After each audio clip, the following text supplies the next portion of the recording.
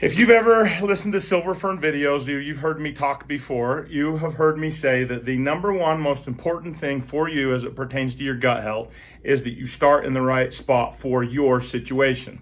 So at the beginning of this video, let me be specific and very clear. This video is for people that have three situations. One, they are coming off of antibiotics, travel, sickness, or generally just feel like they have a need to rebuild their microbiome, but do not have major gut challenges, SIBO, IBS, really severe constipation, reflux, and stuff like that.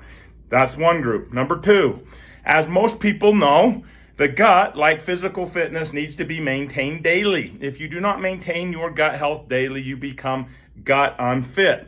Most people recognize that the gut health is directly connected to immune health, your pancreas, your kidneys, your gallbladder, your brain, which affects mood, your skin, allergies, all that crap, okay? And a lot of people have generally good gut health, but they recognize that they need to maintain their gut health on a daily basis in an effective way.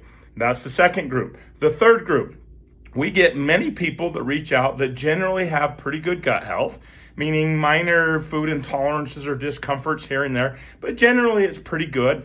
But they are concerned with weight gain, their metabolism, and stuff like that. And they have researched or read that there are key bacteria types and gut compounds that directly affect appetite, metabolic responses, energy metabolism, and stuff like that. These are the three different groups that I'm speaking to right now. I want to start off by explaining that, and if I can give an analogy. So I grew up on ranches, okay, large cattle ranches. And my family, they garden. My grandmas had big garden. My grandma Nielsen, my mom is a Nielsen, had a huge garden, like a 1 acre garden. And then my mom had a large garden. So for those of you who do not know gardening, I'm going to explain some basic gardening principles. So one of the things we learned as kids is we learned the difference between weeds, what was a bad plant and what was a good plant. And also obviously on a regular basis, us kids would go in and weed, and we would remove the weeds, and we would prune or trim everything from the currant bushes to the apricot trees. We would prune and cut back overgrowth, okay? We also fertilized. So in our case, we had a huge ranch, and we would pull a whole bunch of manure over from the corrals, and we would dump it in the garden, okay? So there's a few basic things. One, we knew that we wanted clean rows. We needed to water the garden effectively. We needed to feed the plants. They needed to be fertilized, and we needed to regularly weed and prune the garden, right? So this is a garden, and that is pretty much exactly what you need to do daily with gut. Whether you know it or not, your gut is being hammered every single day by stress, medications, poor diet, vacation, travel. There's just a ton of things that are detergents, dishwasher soaps. I can go on and on and on things that are negatively impacting your microbiome. The research is just all across the board on things that can hurt your microbiome. Therefore, if you are not building and sustaining or daily weeding the garden, fertilizing the garden, pruning the garden, you are going to have problems. It's no different than physical fitness, and it's no different. The microbiome is very similar to a garden. You want a wide diversity of beneficial plants, and you do not want weeds. Pretty simple and straightforward. So for those of you that I'm speaking to that are in those three categories, we strongly suggest two different products. A, targeted prebiotic. Why? This prebiotic only feeds beneficial plants, plants being organisms in the gut.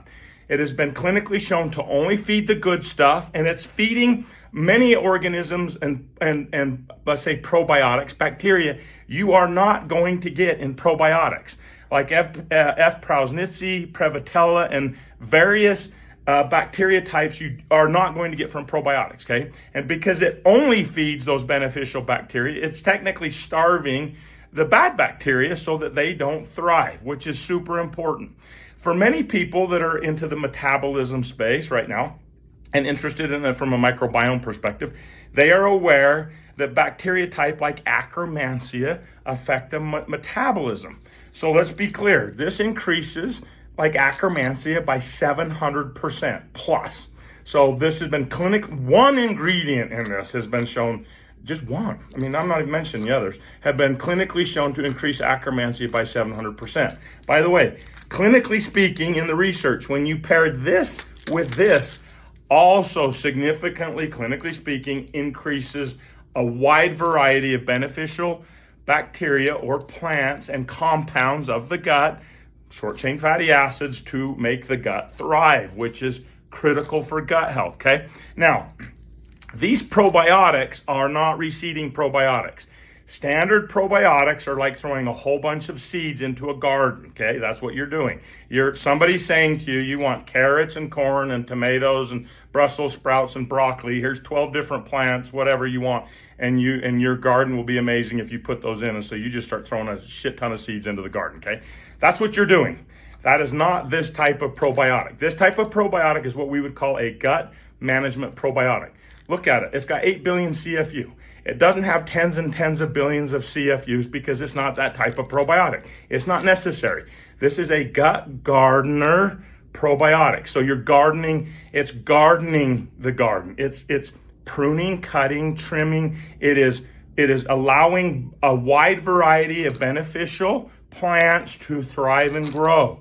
That's what it's doing. So with this probiotic, you're actually introducing gut gardeners, just like kids, like my grandparents and my mom, and they'd send us all us kids out every freaking week to weed the garden and trim and cut and water and add fertilizer and all kinds of stuff.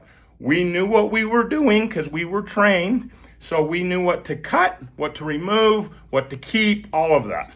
This knows how to do that, and it naturally survives. Clinically shown to have 100% survivability without special capsules and coatings and all that kind of crap.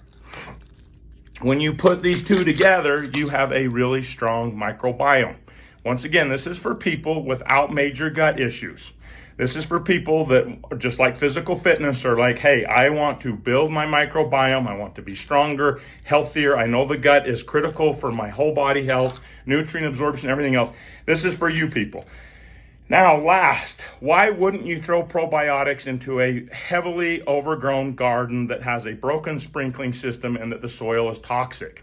It's because throwing seeds into a garden like that is not going to be effective, and it actually may cause more problems. If you are in those situations, I'm putting out a ton of videos. You can watch, I'll be doing videos on all kinds of different issues, so look for those videos. Or 2, you can just cut to the chase and you can just send us a message, okay?